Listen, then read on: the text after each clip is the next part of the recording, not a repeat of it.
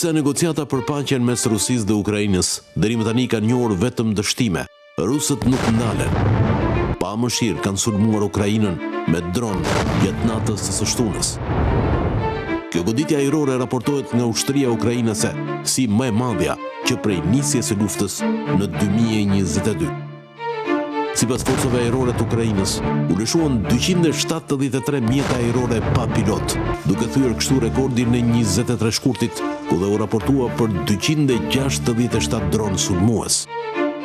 Më rënd, u goditën në rajonet Dnepropetrovskut dhe Donetskut. Ukrainasit sqaruan se nga 273 dronë, ata mundën të rrëzonin 88 prej tyre, ndërsa nuk kanë raportuar detaje nga dëmet për shkak të protokollit të zakonshëm të sigurimit, por flitet për disa të vdekur dhe të plagosur. Sulmi i fundit ndodhi pak ditë pasi Rusia dhe Ukraina zhvilluan bisedimet e para direkte për paqe në Stamboll, ku e vetmja gjë për të cilën u ra dakord është shkëmbimi të burgosurve. Sipas mendjeve ndërkombëtare, deri më tani Moska nuk ka përfillur thirrjet e Ukrainës, shubas dhe aleatëve evropian për një ndalim të sulmeve, pasi ka kërkuar një marrëveshje më të gjerë.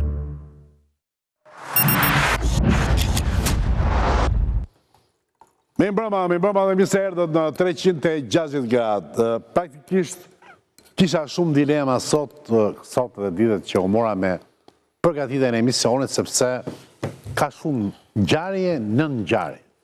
Po themi, kemi deputetë të cilët pikërisht sot KQZ e përcaktoi mandatin e tyre. Pra, do më thënë, 100 vota më pak, 100 vota më shumë. Mendova që ju e një lodho ka shumë e zgjedhje, keni parë të gjitha ndarja e fituesit me humbsin është kaq i qartë, sa që to penelatat e vogla duken të parëndësishme. Kështu që e lam me një anë. Po sot, çështja e klubit Partizani u konfeksionua për të shkuar në gjykatë dhe Sali Berisha tani do t'i nënshtrojë një proces gjyqësor me pasoja pa fajsin, por dhe një dënim ekzemplar, në qofse. Mendova që është tepër herët për ta arsyetuar këtë dhe me thonë të drejtën një koincidencë që lidhet me mbarimin e zgjedhjeve dhe fillimin e procesit se si më u duk, po të kishte fituar zgjedhjet, bëra analizën time. Vërtet do fillonte procesi? Drejtësia do thoshe po, patjetër. Drejtësia nuk influencon. Po thash ta lëm për një herë tjetër. Pse? Sepse fakt, situata ndërkombëtare dhe eventi që ndodhi në Shqipëri kur kryeministra të papar të vendeve si Britania Madhe, Franca, Italia, tani është bërë një gjë rëndom në Shqipëri, por nuk është as pak e rëndom, që gjithë elita e superstrukturës europiane viziton Shqipërinë për një konferencë ndërkombëtare. E pra, në këtë konferencë dolën shumë gjërat, sepse sigurisht mbas fjalëve Tokfjaqit, Farinderit, Edi e tjera, gjëja kryesore ishte esenca dhe po themi thelbi i vendimarrjes tyre. Në fakt, Bashkimi Evropian doli në këtë konferencë, në këtë summit, me një kërcënim pakse për Rusinë, me një rikonfirmim të vijës së fortë të baroneshës von der Leyen për buxhete armësh për krijimin e një Europe, do thonim, nga një këndvështrim pacifist të militarizuar. Por nga ana tjetër kemi një proces paqe, e cila deri para pak orësh mendohet se është në dështim të plot, por ka një bisedë midis Donald Trumpit dhe Putinit, është çështja e orës, është headline botëror tashmë, ku nga një anë në deklaratën e Trumpit në truth thuhet se ka bërë përparime shumë të mëdha drejt paqes. Por deklaratat e para të Vladimir Putinit janë shumë të zbeta, thotë, janë mbritur pika të rëndësishme, po duan verifikime, e tjera. Pa do më thënë, në mënyrën e komunikimit publik të Trumpit dhe të Putinit, nga kjo bisedë 2 orëshe në telefon, kemi 2 temperaturat ndryshme. Një temperaturë të lartë të ngrohtë entuziaste optimiste të Donald Trumpit dhe një temperaturë të qetë analitike, nuk mund të themi të ftohtë, po të vakët të presidentit Vladimir Vladimirovich Putin. Për të dekriptuar këtë dhe shumë tema të tjera, të cilat lidhen kryesisht me fokus geopolitik, tham politikën e brendshme lam më një anë, por politika e brendshme është tani më pjesë e gjeopolitikës, sepse si tha Starmer, gjithmonë më tepër, kryeministri anglez, gjithmonë më tepër gjeopolitika është bërë politikë dhe politika është bërë gjeopolitikë. Për të dekriptuar këtë situatë dhe këtë analizë të gjatë, kam zotin Xhavit Shala, mi mbroma, zotin Shala, ekspert sigurie, Dritan Goxhaj, kapitan, mi mbroma, mirë se erdhe, në 360 gradë dhe sot, Ledion Krisafi, mi mbroma, Krisafi, Anita Bozhego, mi mbroma, avokate, por dhe eksperte të drejtës të kombëtare, Lajrt Vasili, polemist, mi mbroma Lajrt. Mi mbroma Zhej, faleminderit. Do kemi të flasim për këtë rend të ri botëror që po konstituohet nëpërmjet luftës dhe paqes, ose nëpërmjet luftës vërtet dhe paqes imagjinare. Pritet të vijë Antonella Allabani, ka minut, ka pas probleme trafik, dhe do kemi dhe pasurime të ndryshme në panel. Goxhaj, çfarë po ndodh? Dua ta filloj me ju. Sipas këndvështrimit tuaj. Nga një anë luftë, ja pyetja është pak po kompleks. Nga një anë luftë të prente të shtunë ndjel Rusia, pra ushtria ruse zbrazi bëri sulm më të madh sipas Zelenskit, me dron, me gjithçka kundër pozicioneve Ukrainës, e nga ana tjetër kemi këtë bisedën Trump-Putin dhe një tentativë prapë e Trumpit për ta marrë situatën e një paqe të sforcuar në dorë. Po ndodh ajo që ndodh normalisht në luftë, pra nuk është se ka ky sulmi që konsiderohet si sulmi më i madh, mund të jetë sulmi më i madh për këtë vit. Pra jo si sulmi më i madh në 3 vite luftë, pasi në 3 vite luftë ka pasur sulme të tjera edhe më të mëdha edhe më të rëndësishme, të shoqëruara jo vetëm me drone, por edhe me raketa, me sasi të mëdha raketash.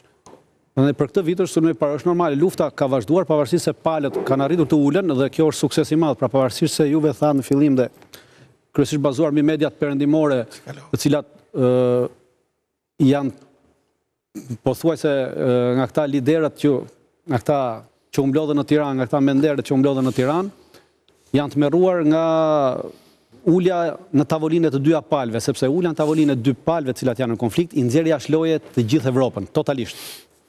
Dhe ajo çka i ka tmerruar më tepër këta është momenti i parë kur janë ulur, kur ukrainasit nuk kanë pranuar, pra edhe rusët kanë pranuar që të flasin me përkthyes, po kanë pranuar të flasin direkt në gjuhën ruse.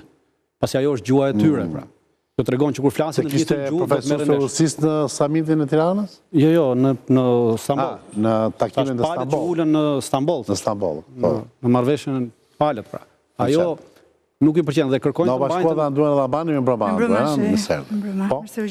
Dhe kërkojnë të mbajnë të ngritur këtë klimën e luftës dhe i quajnë të dështuara bisedat në Stamboll. Pra kemi një Europë, thua ti, që u manifestua luftë nxitse, dhe që ka frikë nga paqja që po vjen? Nuk i intereson, jo se ka frikë nga paqja. Nuk i intereson paqja për arsye sepse i cënohet politika e saj, i cënohet pushteti këtyre mendereve që erdhën në Tiranë dhe ju cënohet justifikimi. Mendere që do të thënë? Mendere, pra, mendere, shiko, kur njeriu, neve në gjuhën shqipe, kur njeriu e bën fytyrën mbyllës, ne i themi mendere, pra për të qenë më etik. Dhe këta e kanë bërë, dhe tash për të qenë etik me media, ne po i quaj mendere, për arsye se u mblodhën këtu dhe ditën që këta u mblodhën, flisnin për paqen në Ukrainë, ndërkohë që po të njëjtën ditë ushtria naziste izraelite sulmonte spitalin europian në Gaza, i cili është ngritur, mbahet, menaxhohet me paratë e Bashkimit Evropian dhe nuk thanë asnjë llaf, nuk guxuan të flasin asnjë llaf. Dhe në atë spital u vranë 156 gra dhe fëmijë. Dhe këta se përmendën fare, nuk guxuan të flisin asgjë për Gazën. Prandaj është një hipokrizi e këtyre të cilët në raport me Izraelin dhe me masakrën që ai po bën ndaj popullatës muslimane dhe palestinezëve në Gaza, nuk flasin, ndërsa kërkojnë paqe në Ukrainë, por sipas kushteve të tyre, pra paqja për ta është kapitulimi i njërës palë. Prandaj them që ulja në bisedime ishte sukses dhe nuk ishte vetëm arritja e këtij suksesi, nuk arriti vetëm për shkak të 1000 robërve që ata bën marrëveshjen, por një nga sukseset e tjera ishte palët ranë dakord që do t'i paraqesin shumë shpejt me shkrim kërkesat e tyre. Deri tashti kemi nga të gjitha palët kemi deklarata politike. Deklaratat politike herë kanë ndryshuar, herë kanë lëvizur dhe askush nuk mund t'i marrë për bazë. Po kur e paraqet me shkrim, atëherë ajo merret për bazë dhe nga aty do të jetë baza dhe treta, ranë dakord që të nisin përgatitjet për një takim të mundshëm midis Putinit dhe Zelenskit. Pra kjo është sukses, se deri më sot palët rrinin vetëm duke akuzuar njëra tjetrën, duke sharë, duke folur përveç luftës. Tashmë ata u qëndorën nga kjo. Je shumë i qartë në pozicionin tënd. Putini, mbas bisedës me Trumpin, thotë që po përgatit një memorandum për paqe me dy shtete, por kjo do bëhet e mundur vetëm nëse arrihet një marrëveshje e përshtatshme. Pra do të thonë praktikisht marrëveshje e përshtatshme do thotë, nuk e di se sa thotë për atë. Në bisedime janë. Pra kjo marrësh do arritur në mjet tyre bisedimeve. Nuk e mohon njëri sepse unë jam tu për të listuar dhe analizuar faktet, unë nuk i krijoj faktet. Jo, as unë analizoj. Po jo. Ti edhe je më i lirë të interpretosh, po ajo është drejta jote. Duhet të eliminohen të gjitha shkaqet kryesore të krizës mes dy vendeve, thot Putin, Rusisë dhe Ukrainës. Jam i gatshëm të punoj me Kevin për një memorandum dy palësh. Kjo mund të jetë edhe dorëzimi i Rusisë. Ja, të në të shohim. Po të shohim kur t'i paraqesin me shkrim, prandaj po them, ka jo që të paraqesin me shkrim qendror. Atë paqe skemi, deri atje skemi paqe.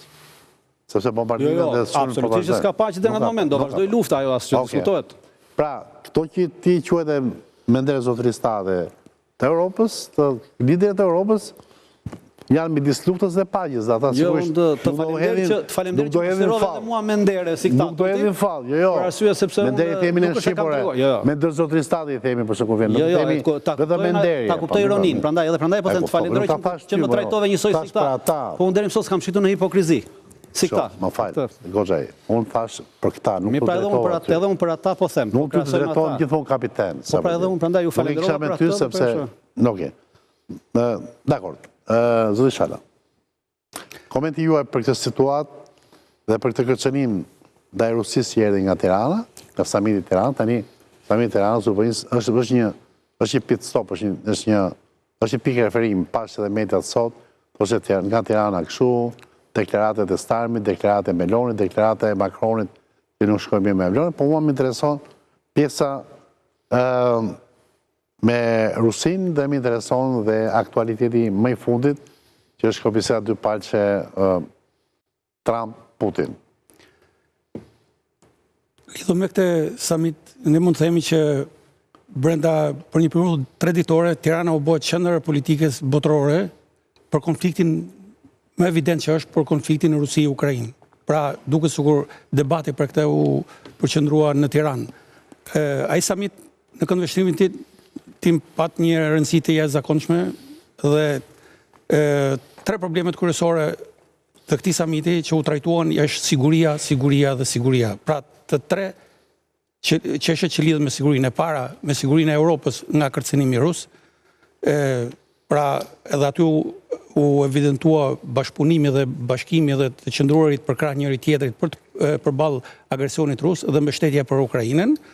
E dyta, siguria ekonomike, e cila u trajtua në këndvështrimin, ke pjesa parë u trajtua edhe mbrojtja e demokracisë, në fakt përveç sigurisë nga Rusia, siguria ekonomike, pra dhe konkurrueshmëria, dhe edhe treta ishte siguria nga apo përballja me emigracionin. Në të treja këto u bën debatet të rëndësishme, se ajo nuk nxjerr vendime, nuk merr vendime si summit, por e ngren stekën e debatit në nivele shumë të larta, që ka mund të shoqërohet pastaj nga institucione tjera me vendimarrje.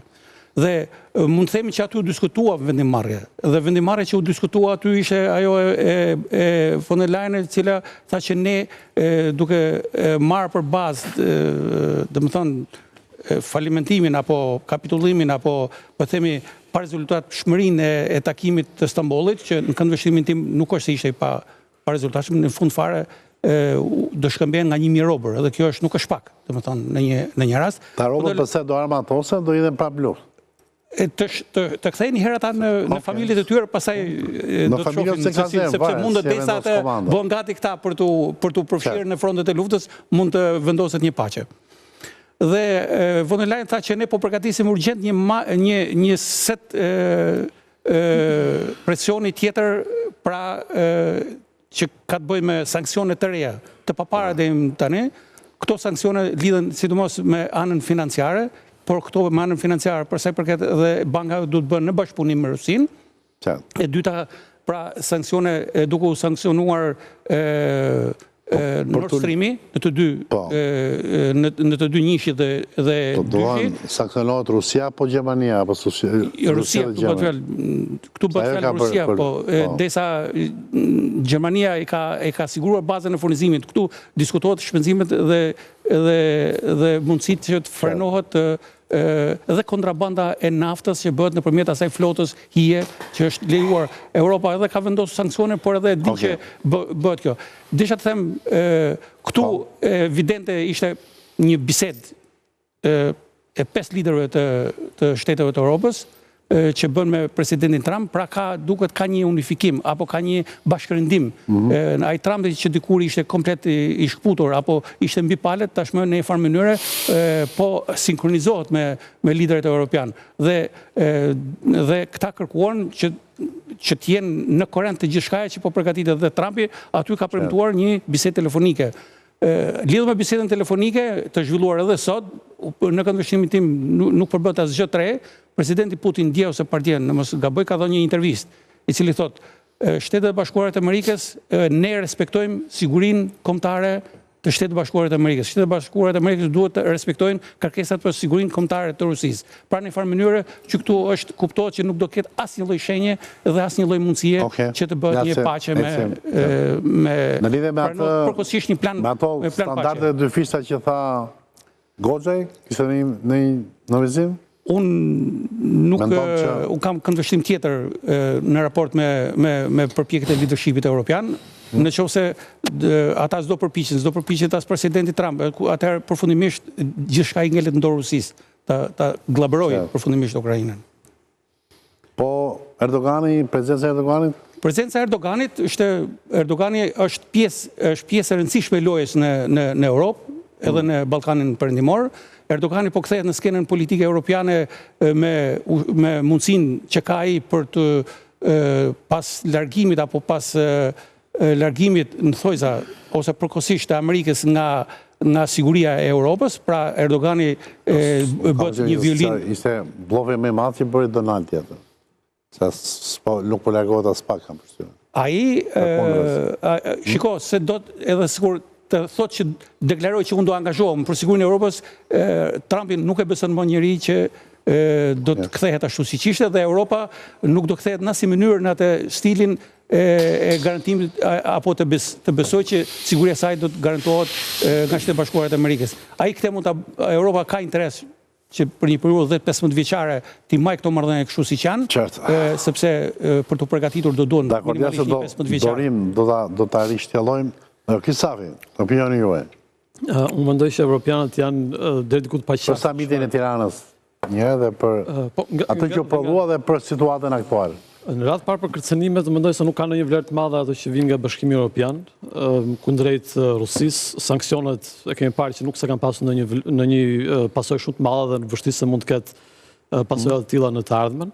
Ajo që unë shoh që e pash dhe në samitin e Tiranës është që evropianët janë deri diku të paqartë në lidhje me Ukrainën, pra unë kam të vështirë të kuptoj se si fuqitë evropiane mendojnë se si mund të mbarojë lufta në Ukrainë. Pra cili është këndvështrimi i tyre se si mund të mbarojë lufta në Ukrainë. Dhe vetë sekretari i NATO-s Mark Rutte tha që Ukraina nuk do japë asnjë centimetër tokë për Rusinë. Pra nga njëra anë mendoj që janë të paqartë, nga ana tjetër shpesh herë kanë të vështirë të thonë disa gjëra që le themi janë realitet në terren, si puna me territorin. Pas marrëveshjes tha. Si puna me territorin. Për shembull Donald Trump është shumë i qartë në lidhje me luftën në Ukrainë se sa evropianët. Pra ka kuptuar që territori që është pushtuar nuk merret më. Ka kuptuar që një nga thelbet e luftës ka qenë Ukraina në NATO dhe këto gjëra ka hequr nga tavolina. Evropianët kanë të vështirë që të shohin realitetin ose ta thonë me fjalë realitetin që se si mund të përfundojë lufta në Ukrainë. Dhe këtë lloj paqartësie sigurisht shkon për shtat Rusisë dhe mënyra ajo foto e famshme kur ishin duke folur në telefon me Trumpin tregon pikërisht faktin që gjithë ishin me sy e vesh duke dëgjuar çfarë do vinte nga Trumpi. Pra në foto nuk duket sikur ndonjëri prej tyre po jep të nuk ishte një samit konkurrencial midis Bashkimit Evropian dhe Shtetit Bashkuar të Amerikës. Ne dimë që këta janë dy potenca shumë të ndryshme dhe nuk të pakonkurrueshme. Problemi është ti thua nuk kanë as konvergim. Kam paqartësi. Kam paqartësi. Nuk ka një ide se si një gjë doli e qartë. Kam përshtypjen që doktrina, pa e quajmë doktrina ose platforma von der Leyen u miratua.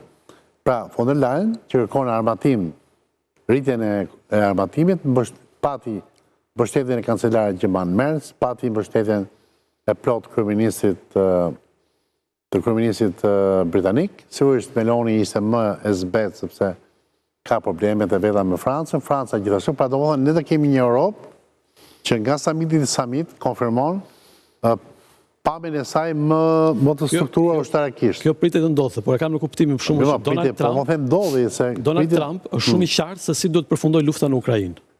Evropianët je sigurt për këtë? Në vijat përgjithshme ka një ide se si do të përfundojë lufta në Ukrainë. Si shpjegon ti që kemi dy komente komplet të ndryshme nga Trumpi ke Putini. Putini thot, po su po marrëveshja, tamam, s'ka paqe. Putini si thot, tani si do thot Trumpi, si do ta bëjmë ta? Unë besoj në këtë rast, kam përshtimin që është më afër ajo që ka ndodhur Putini se sa Trumpi. Është emision tjetër, ne flasim për analistin, Kisafit. Në kuptimin që unë po është besoj, do më bësh një deduksion logjik.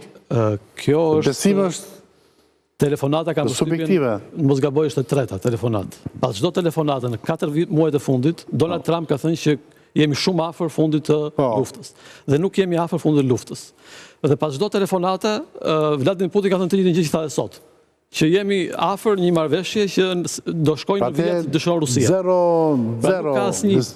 Zero avancim. Unë kam përshtypjen që Donald Trump dhe administrata amerikane është më e qartë se si do përfundojë lufta në Ukrainë. Evropianët nuk janë të qartë se si do përfundojë lufta në Ukrainë, ose kanë të vështirë ta thonë atë, sidomos në lidhje me territorin. Dhe për sa i përket do ta bëj polemik, po kanë qartë një gjë, kanë qartë evropianët dhe janë investuar për këtë që nuk do përfundojë me kapitullimin e Ukrainës. Dhe kjo është më evidente, pasi kanë darë në mënyrë të përsëritur agresorin nga viktima. Kanë të vështirë të thonë që territori duhet dhënë Rusisë. Po bima e kanë vështirë, po ama jo që të kapitullojë një shtet në sulm. Po nuk besoj se do kapitullojë, as ka marrëveshja me amerikanët. Nuk besime, më zotëri.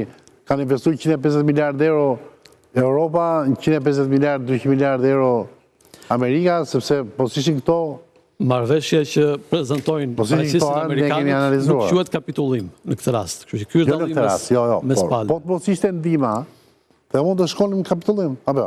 Ndihma amerikane, sigurisht. Ndihma amerikane dhe europiane. Gjithë amerikanë ishte ndihma, pastaj është europiane. Tani, Macroni thotë kemi dhënë ne 120 miliardë dollarë. Macroni mund të thotë shumë gjëra, po në muajt e parë është ndihma amerikane që vendosi atë. Patjetër. Po dua të them, atëherë ishin bashkë, nëse po bëj një polemik të... Ajo që shofi që në pamje strategjike, amerikanë janë më të qartë lidhje me Ukrainën se çfarë janë evropianët në këtë pikë. Dhe kjo pa dhe nga samiti i Tiranës. Po nga një president tjetër janë komplet kontradiktorë. Presidenca Biden ishte që ishin të qartë që vetëm duke mbështetur Ukrainën të bëjë një rezistencë të fuqishme dhe të mos kapitullojë, do të mund të lodhej të raskapitej Rusia të ishte dorë. Nuk funksionoi ajo strategji. Nuk funksionoi, ka lënë strategjia tjetër. Apo se dimnen se erdhi Trumpi dhe nëse çfarë si ka. Po Zhegu? Po, unë shoh disi ndryshe nga Kristafi, sepse nuk më duket Europa që pa qartë në fatin e Ukrainës. Dhe them në atë që Europa është vizionare, ku duhet dalë.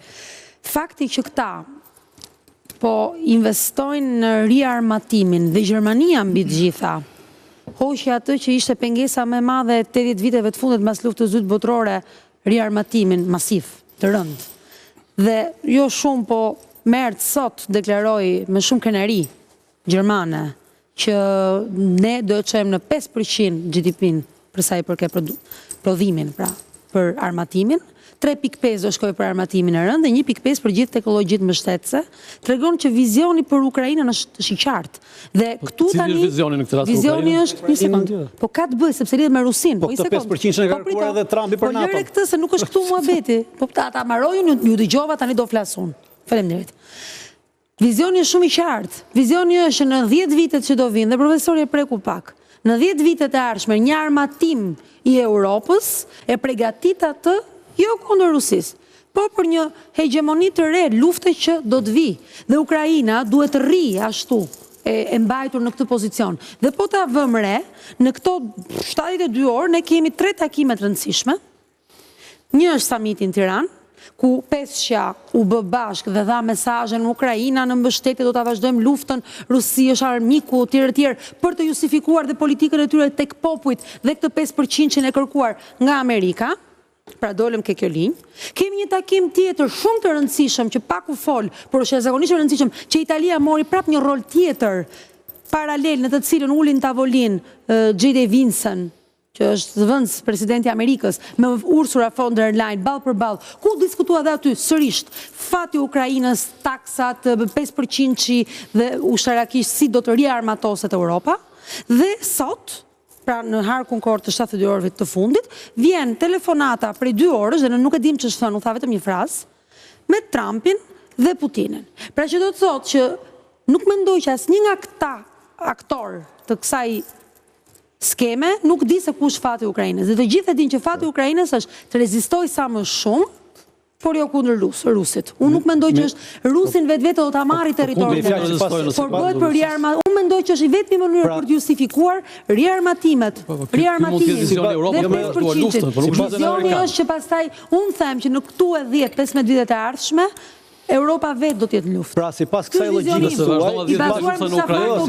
suaj, bie që Ukraina duhet vazhdojë të vritet, që Europa të arrijë qëllimet e saj. Po pse çfarë mendon ti se është bërë deri më sot? Po kjo është maskaradë. A nuk është kjo paralelizmi që bëri ti me Izrael Palestinë? Po deri në të njëjtën pikë. Po pra, po them që kjo nuk është zgjidhje. Po nuk është çështje zgjidhje për Ukrainën. Ukraina zgjidhje nuk e ka. Dhe Evropa s'ka zgjidhje në këtë aspekt, pra nuk intereson fare. Po pikërisht për këtë. Po si intereson zgjidhja e Ukrainës?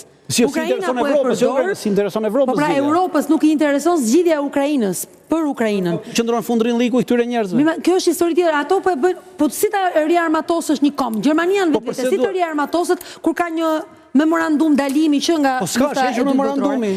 Po ajo mund të hiqet me letra, por vjen puna në aspektin praktik, se vjen puna e çekas. Në aspektin praktik ka të bëjmë industrinë ushtarake, të cilën duhet arritësh industrinë ushtarake. Se duhet arrisi kaq shumë. Po sepse s'ka kapacitete për të prodhuar këto që kanë. Rusi. Po jo mos është nevoja të gjesh një armik për të rritur kapacitetet tua ushtarake. Po ja pra që ka gjithmonë gjej një armik për gjetur kapacitetin, se ndryshe si do ta furnizojnë. Sepse janë atë mentalitetin e autokratit. Po si do ta justifikosh kë populli më? Problemi janë turma, është populli, si do justifikosh ti në një popull që ti presësh një sekond që ti heqësh shëndetësisë, ti heqësh nga GDP-ja vet. Po më jam dakord me ju këtë punë. Ti heqësh nga arsimi, ti heqësh nga siguria e mbrojtësishme. Po duhet krijuar patjetër. Po pra, po si jemi në si do ta zgjidhësh. Dhe Ukraina nuk është zgjidhje. Italia u tregua Italia është gjithmonë diplomate në këtë histori. Dhe Meloni ishte shumë e irrituar kur erdhi puna në këtë summit. Ai ishte i irrituar se Italinë e kanë lënë në hije pikërisht për faktin e këtij riarmatimi që kërkon Franca, Anglia dhe Gjermania për hegemoninë atë territorin. Po riarmatimi do ta bëjë çdo shtet vet, pra nuk është një riarmatimi përbashkët kjo. Ukraina ka një ambicje në atë planin, ti ke qenë ai që e ke thënë. Ai plani për të ndarë territorin dhe për ta ripërcaktuar aspektin territorial të Ukrainës nga këto tre shtete, Franca, Gjermania dhe Anglia në hartën e famshme që absolutisht ato kanë interes. Po dalim këtu se duhet ta rindërtojmë. Po këtë po them për fillimin. Italia në këtë drejtim mori pozicion se tha unë jam me Trumpin nga. Jo, në sekondë janë të gjithë, janë shtete udhëheqëse se në summit për këtë u thonë. Po pra për kjo të vazhdoj të vritet, të vazhdoj të masakrohet Ukraina. U thanë që Shqipëria për 2 vjet Bashkimi Evropian. Po lërë me Shqipërinë, se për Shqipërinë, po të kishte folë Shqipërinë, do të kishte folë aty kishte gjithë. Nuk foli si tha asnjë llaf për shqiptarët në Preshevë me Desh dhe Bujanov që po vazhdojnë për pastrojnë etnikisht. Ju bë një pyetje direkte, Vučić ju bë një pyetje direkte nga një gazetare, një televizioni. Nuk ka rëndësi, pyetja ju bë dhe Vučić normalisht e devijoi. E njëjta gjë, nuk ishte në tryezën e tavolinës. Po pikërisht pra kjo është në tryezën e tavolinës Shqipëria. Po pra për kjo në tavolinës ishte Ukraina. Ukraina, po deklarata më e rëndësishme për Shqipërinë ishte ajo e president Macron që nuk ka veto franceze. Që ka qenë nga pengesat kryesore për avancimin e antarësimit të Shqipërisë të NATO. Në mbamën atë emision e famshëm Macron. Po pra pikërisht. Me një foto. Sa ke mallkuar ti Macronin? Jusque si ti va bien. Oui. Sa ke mallkuar lart Macronin? Ç'të bëj shkreti po. Më pëlqen që edhe Macroni vjen tek unë, nëse më lejohet megalomania. Tek drejta shqiptare. Nëse donjëherë duhet kesh një megalomani në këto vende tona të vogla për të ecur përpara. Modestia nuk është se na çoj shumë. Në vërtetë. Lart. Nëse unë doja ti kujtoja ta bëj një pyetje apo s'ka nevojë? Ma bë pyetje sa dua, po thash ta parashtroja. Parashtroj, po. Maj është muaj çuditshëm shumë, muaj maj. Domethënë 9 maj 45-ën kapitullon Gjermania naziste, pastaj diku në 14 maj të 1955-s vjen traktati i Varshavës dhe hegemonia e Bashkimit Sovjetik. Dhe në maj të 2025-s është çuditë, domethënë këto data 45, 55, 2025. Ju mund të thoni që ka filluar lërti merret me numerologjin, po mirë është të merreni dhe ju se po s'patëm shifrat, nuk na dalin llogarit. Po gjithsesi, organizohet ky summit i famshëm, 47 vende udhëheqës, lider jo, po udhëheqës, nga gjithë vendet e Europës janë këtu në Shqipëri. Mendoj që ne si popull kështu i vogël, atë goshtën që ngulin Asradinin në hambar, duhet ta rishojmë, sepse kjo është një ngjarje e jashtëzakonshme për Shqipërinë, nuk ka ndodhur ndonjëherë. 47.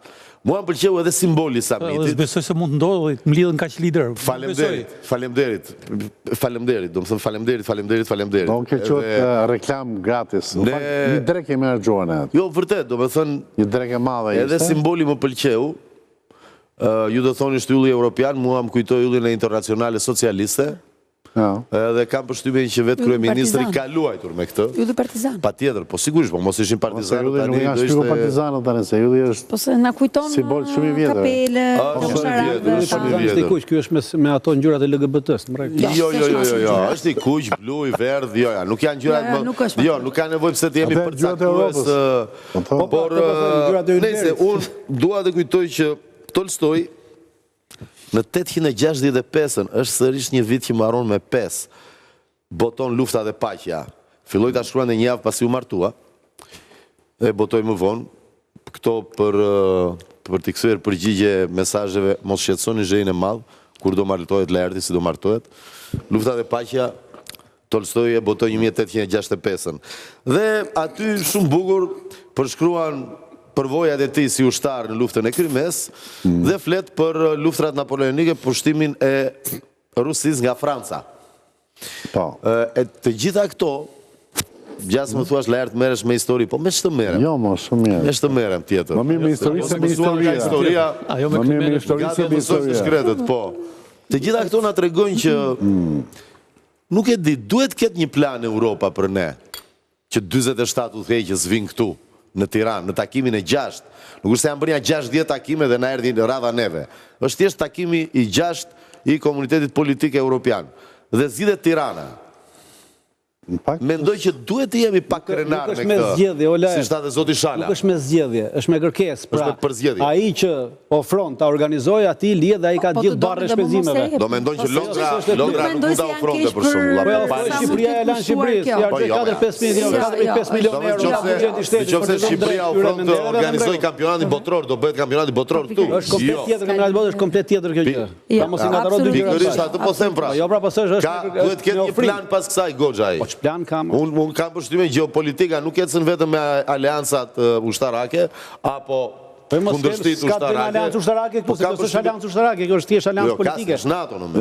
Jo, mendoj që paktën do na ndihmojë Anduena, po janë në ato orë që ishte samiti, në ato orë që zhvillua samiti për Ukrainën që ishin gjithë e Europës, Shqipëria ishte vetëm e sigurt në botë. Pikërisht.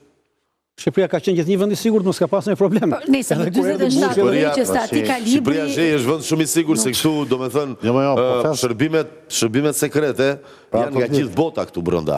Kështu prandaj jemi vendi më i sigurt, se po të kishin vetëm rusët, do rrezikonim. Po të kishin vetëm amerikanët, prapë do rrezikonim. Ne i kemi të gjithë. Për ta mbyllur këtë, sepse do kaloj kemi ke disa hotele në Tiranë që menaxhohen nga biznesmen të komësive të ndryshme, ata që i janë disi pjesë e shërbimeve, atyre që a japin, na dalin dhe ata disi pjesë e shërbimeve, kështu që rofshin shërbimet dhe ne jemi vendi më i sigurt për atë muhabet. Ka qenë një shprehje thoshin rofshin, dhe unë ata shikofshin. Patjetër. Okej, Anduena, vetëm për ta telegrafikisit do vazhdojmë pastaj. Për mua ishte një mesazh shumë i qartë nga samiti që të përgatitemi për të luftë për të fituar ose për të rikthyer paqen, për të fituar paqen. Mesazhi dhe gjithë liderëve ishin shumë të qarta edhe jam me tezën e Enedës që them edhe Alertit që them që po, Bashkimi Evropian ka një plan për Shqipërinë. Por deklarata e presidentit të Këshillit Evropian bëri shumë përshtypje sepse dikush tha është strategji apo dikush tha është alarmante. Fakti që hajde përgatitemi për luftë që të fitojmë paqen. Deklarata e Charles Michelit ishte shumë evidente për një fakt, duke qenë se tha që vetëm me presion diplomatik, ne mund të ndalojmë agresionin rus tek Ukraina. Më ngacmoi Laerti me faktin e modestinë e tij që e karakterizon kur tha që erdhi Macroni tek unë. Po, prit ta mbaroj, se ka një pikë. Po flasim për përqimin. Që erdhi tha Macroni tek unë, tha. Fakt Laert, unë duhet bëj një pyetje. Ti ke fjetur ndonjëherë ke Vila 31? Jo, nuk e di ku është. Okej. Se Macroni e bëri. Unë mbaj mend një fotografi me Mohamed, një të preferuarin e tij, me ngjyrë, i dali përqafuar, nuk kam asnjë gjë, por Tek një emision që 360 gradë kam zirë fotografin. Nësi se, dëgjo se unë, tani është presidenti Francës i një fuqie shumë madhe atomike. Edhe atere presidenti ishte më përshirë. Jo, ka një fakt që... Tani na do më shumë. Më mirë, i pëlqen basketbolli, më vla. Na do më shumë tani, zotëri. Dhe djetë, basketbollistët me ngjyrë janë për sukses. Shqiptarët kanë lobuar që Macroni kaloj nga një pozicion më shumë afër fuqishit dhe Serbisë në një pozicion më të barazlarguar. Patjetër, dhe ta falenderojmë zhej se në Eurovision Franca na dha 12 pikë. Por dëgjoj, ishte i vetmi nga krerët e shteteve që fjeti në vilën e ish Xhaxhi Enverit. Dakor, edhem këtu si... Ne Frankofonia na ka udhëhequr. Gjithë kanë vjetë në hotele. Udhëheqësit tanë, ti e di shumë mirë, udhëheqësit tanë kanë qenë frankofon. Xhaxhi, doktori, Viktori. Një sër e elitës shqiptare është formuar në Paris. U formuan, por nuk rekrutuan. Jo. Nuk rekrutuan do, faktet regojnë që jo. Nuk ishin... Faktet regojnë që jo. As Enveri, as doktori, as piktori. Patjetër. Ate, filo francez janë gjithmonë më, por kjo nuk do thotë gjë. Atere... Jo, asgjë s'do të thotë. Ujqa Shtama, Optika e Luani, publicitet.